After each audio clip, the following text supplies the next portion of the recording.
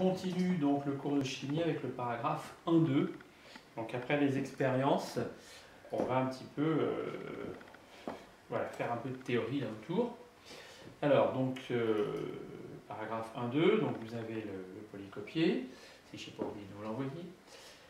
Alors on va parler donc de ce qu'on appelle produit de solubilité. En fait on va appliquer la loi d'action de masse à ces équilibres dont on a vu quand même qu'ils n'existaient pas forcément.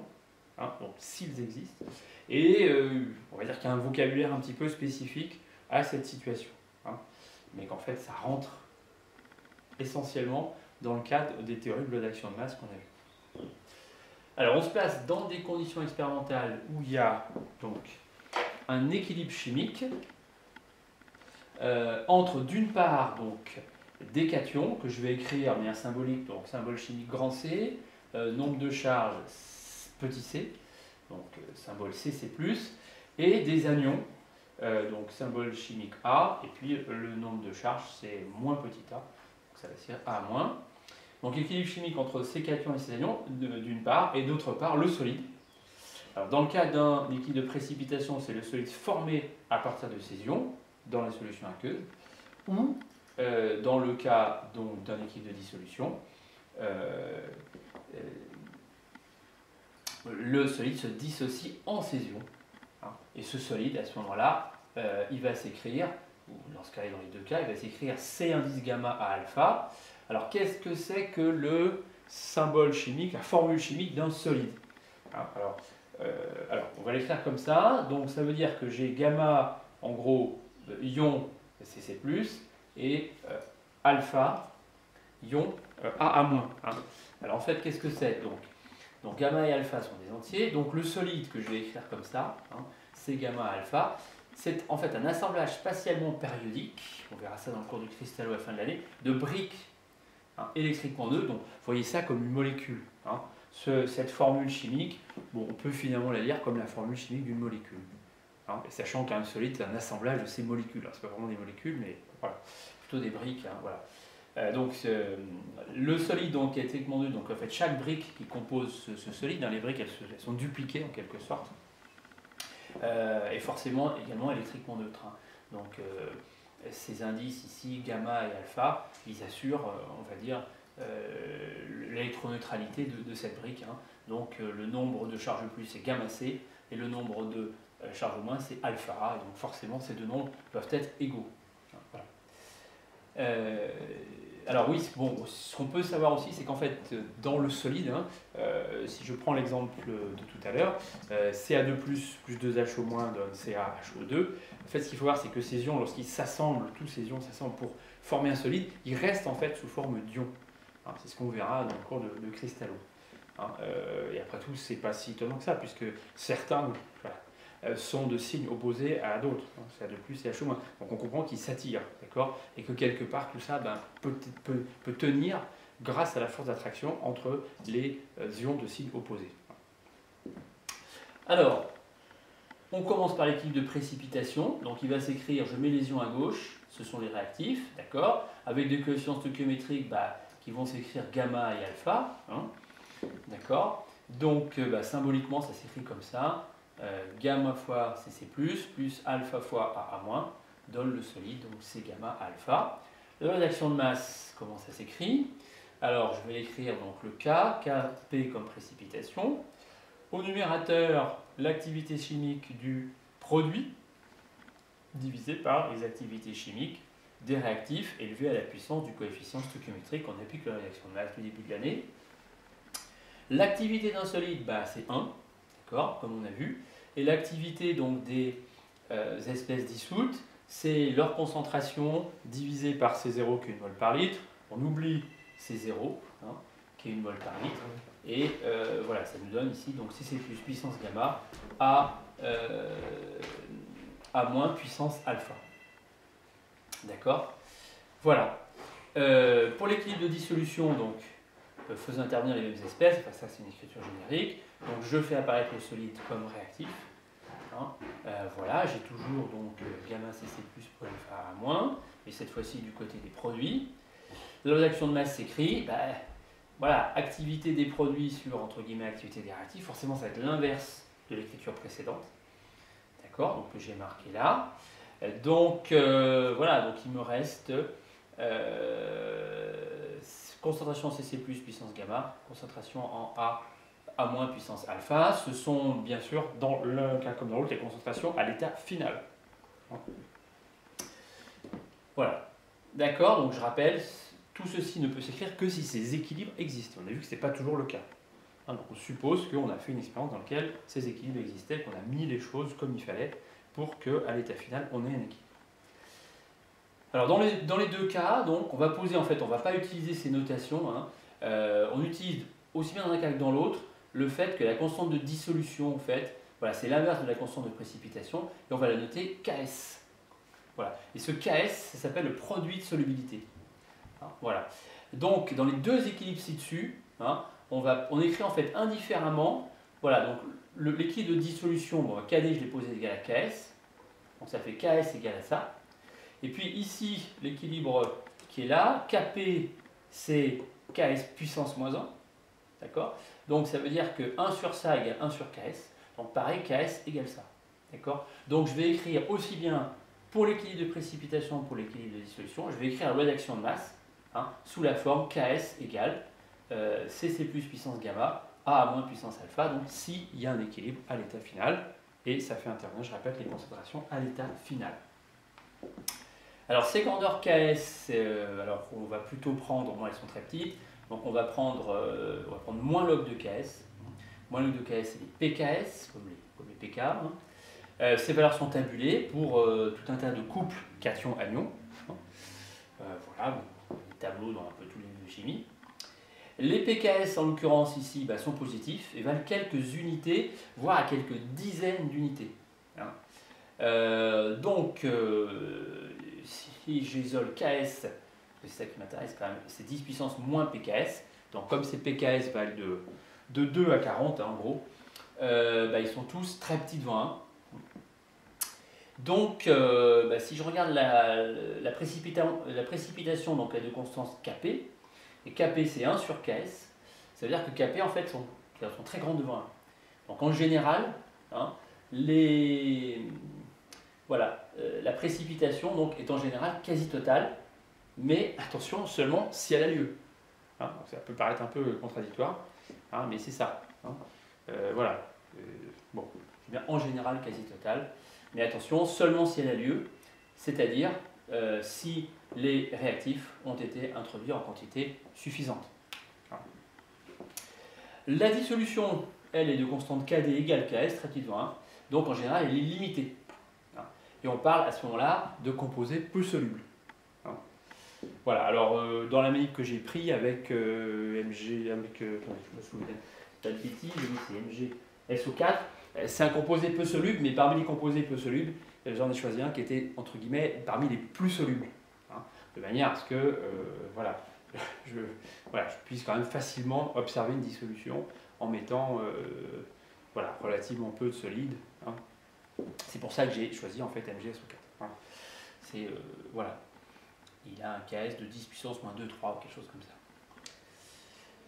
Alors on retiendra la chose suivante que vous encadrerez, d'accord, si l'équilibre solide-ion existe, donc ça recouvre à la fois une manip de précipitation de dissolution, si l'équilibre donc solide-ion existe à l'état final, alors les concentrations des ions à l'état final, ce que j'appelle vérifie le KS. C'est-à-dire que j'ai cette relation qui est la loi d'action de masse. KS égale CC plus puissance gamma A à moins puissance alpha. Alors attention, ça reste quand même, je l'ai bien mis comme ça, et on verra qu'en fait la réciproque est fausse.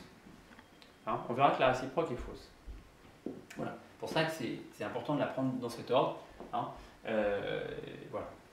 Et je dirais que la situation où la réciproque est fausse, c'est pas si, c'est quelque chose qui, qu'on peut obtenir expérimentalement et qui a quand même son importance pratique. Alors, on passe au paragraphe 1.3, critères d'existence du solide à l'état final si on introduit des ions. Alors, tout ça, on vient de dire, bon, c'est bien gentil, je veux dire, on a quand même supposé que l'équilibre existait. D'accord ?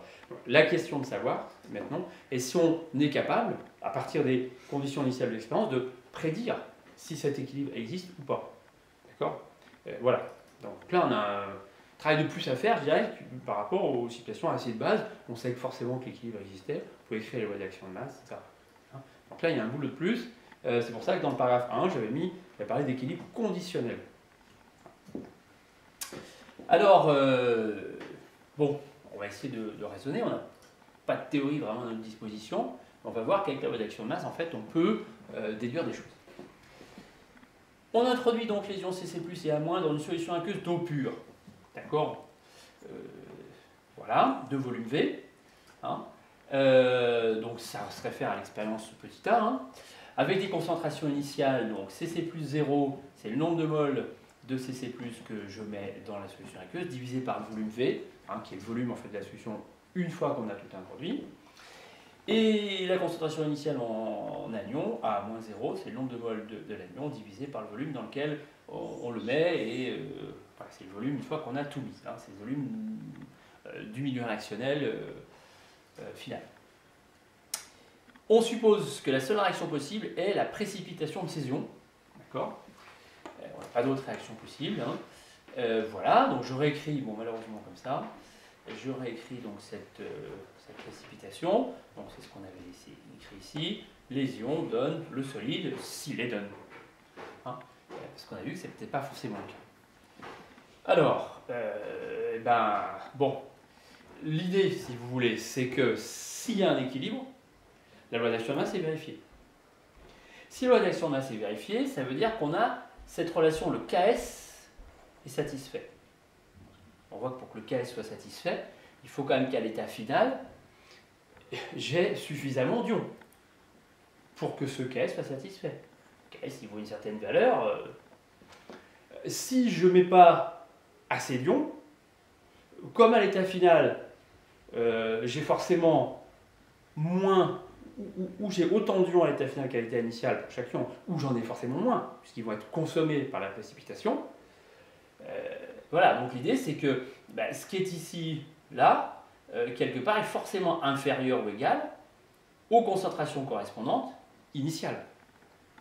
Donc je vois que si ces concentrations initiales, elles sont trop petites, d'accord, on sera dans l'impossibilité que les concentrations finales vérifient ça. Et donc à ce moment-là, il n'y aura pas de précipitation. Voilà, c'est ça qui va nous servir de fil conducteur.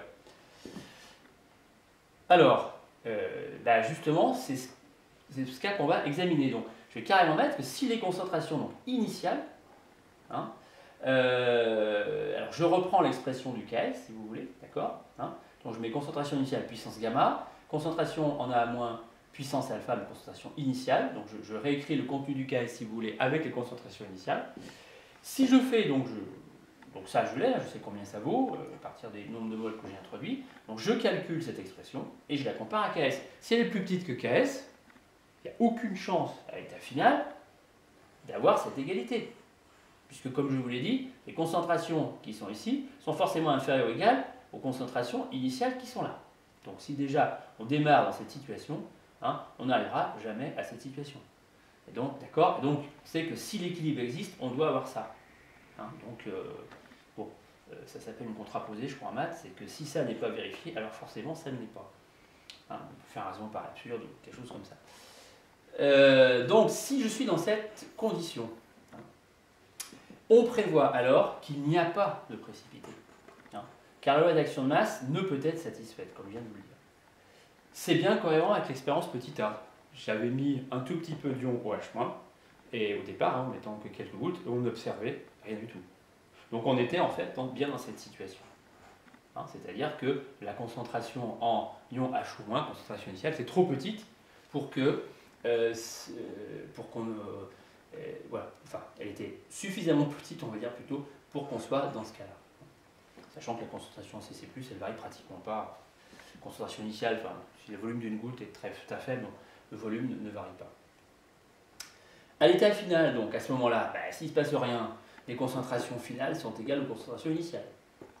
Voilà, je crois que c'est pas bien compliqué à trouver. Hein. Donc là, il ne se passe rien. Bon, voilà, donc on a notre critère. Hein, on a finalement notre critère. Alors, qu'est-ce qui va se passer si ce critère n'est pas satisfait? C'est-à-dire si, même chose, hein, cette expression-là, c'est strictement supérieur à KS, bah, on prévoit alors qu'il y a un précipité, hein, car la loi d'action de masse peut être satisfaite. Hein. C'est-à-dire que bah, ces ions ici vont réagir entre eux via la réaction de précipitation, donc leur concentration va diminuer, et à un moment, on arrivera à des concentrations qui vont vérifier ça, et donc la réaction va s'arrêter. D'accord? Voilà, donc dans ce cas-là, hein, si cette expression est strictement supérieure à KS, on prévoit qu'il y a un précipité, je répète, car la réaction de masse peut être satisfaite, c'est cohérent avec l'espérance petit a. Une fois que j'ai mis suffisamment d'ions H ou moins, ça veut dire qu'à ce moment-là, cette quantité est devenue, pour un certain nombre de gouttes, justement, on a passé le seuil du KS. Voilà, donc c'est vraiment une question de seuil. Hein, on a passé le seuil du KS, donc ça précipite. Hein. Alors ça précipite évidemment en petite quantité au départ, parce que si on dépasse juste le seuil, voilà, avec très peu d'ions qui vont réagir, on va atteindre le KS. Par contre, on dépasse beaucoup le seuil, on fait réagir beaucoup d'ions avant que le KS soit vérifié, avant qu'on arrive à cette égalité. Donc à l'état final, bon, ce que je peux simplement dire, on fera les calculs, hein, c'est que bien sûr les concentrations donc, de chaque espèce sont inférieures à leur concentration initiale, hein, et on va faire un calcul donc, avec un bilan de matière. On va faire des exercices, on fera des exercices en cours. Voilà. Hein. Donc voilà comment on arrive à prévoir finalement si un précipité existe ou n'existe pas.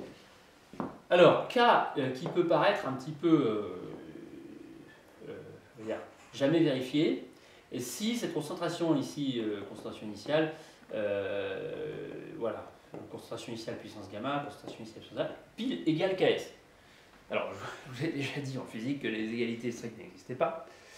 Alors, néanmoins, cette situation-là, en fait, elle est réalisable. Hein. C'est-à-dire qu'on peut avoir pile l'égalité. Alors, c'est pas évident en mettant des espèces en solution, en calculant pile la quantité qu'il faut.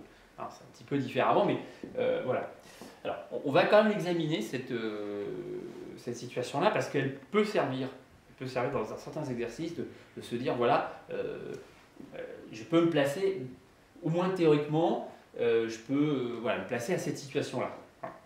Alors, si j'ai ça, c'est quand même intéressant à voir. Je prévois quoi?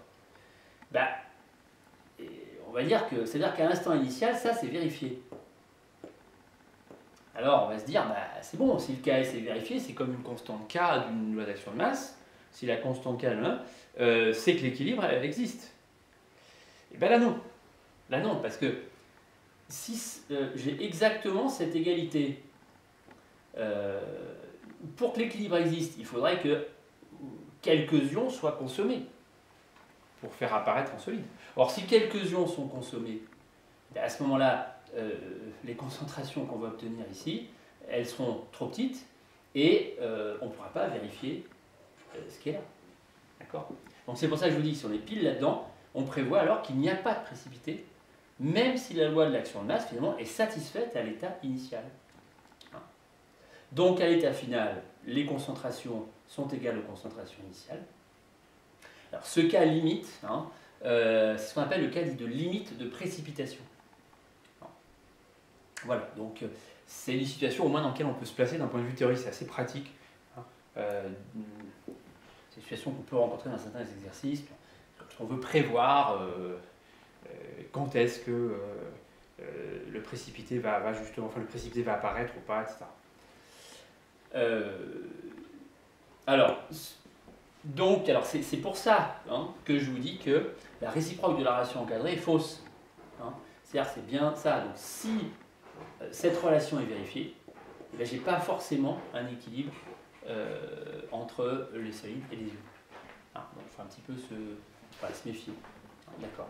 D'accord. Donc si je suis dans cette situation-là, eh bien ça en fait c'est vérifié. Parce que les concentrations initiales valent les concentrations finales. Donc ça c'est bien vérifié, mais en fait j'ai pas d'équilibre entre le solide et les ions. Voilà. Bon, il y a une situation évidemment expérimentale où on est. Bon, voilà, j'en dis pas plus. Peut-être qu'on sera amené à voir quand est-ce que ça Quand est-ce qu'on peut être dans cette situation-là et avec une réciproque qui est fausse.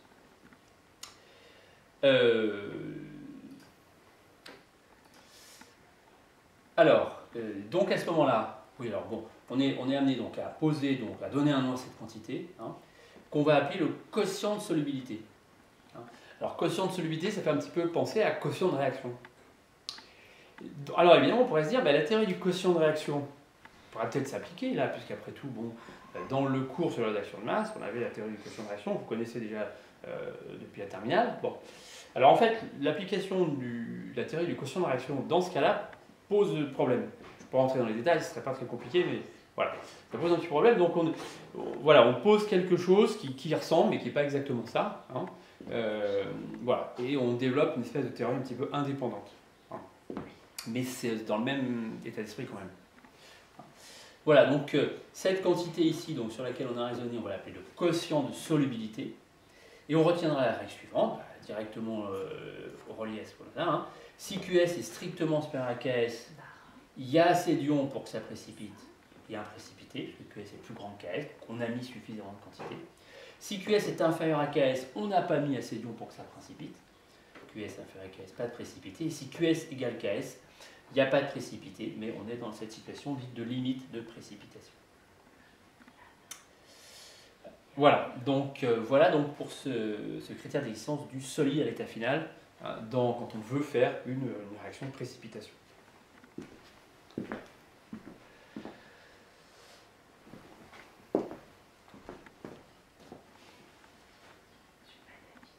Alors, on peut se poser la même question maintenant. Hein, critère d'existence d'un solide à l'état final. Hein, si on introduit donc un solide. Hein, donc ça, c'est le cas de l'expérience petit b. D'accord. Bon, alors, on introduit N0 mol du solide. Hein, c'est gamma alpha dans le pur. D'accord. Donc, expérience petit b. On suppose que la seule réaction possible, c'est la dissolution donc, du solide, hein, que les ions, en particulier, n'entrent donc une autre réaction, hein, ou que ces réactions sont négligeables. Oui, bon, on verra que la situation peut être quelquefois un petit peu compliquée.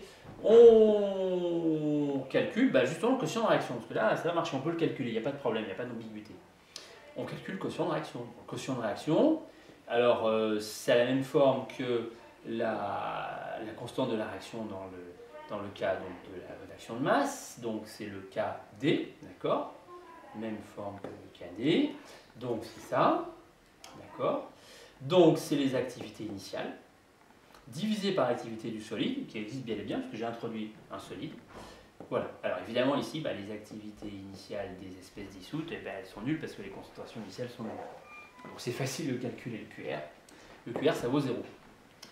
Donc s'il vaut 0, il est forcément inférieur à la constante de la réaction. Donc la réaction évolue dans le sens direct. Parce qu'on a toujours QR inférieur à K, hein, puisque QR vaut 0.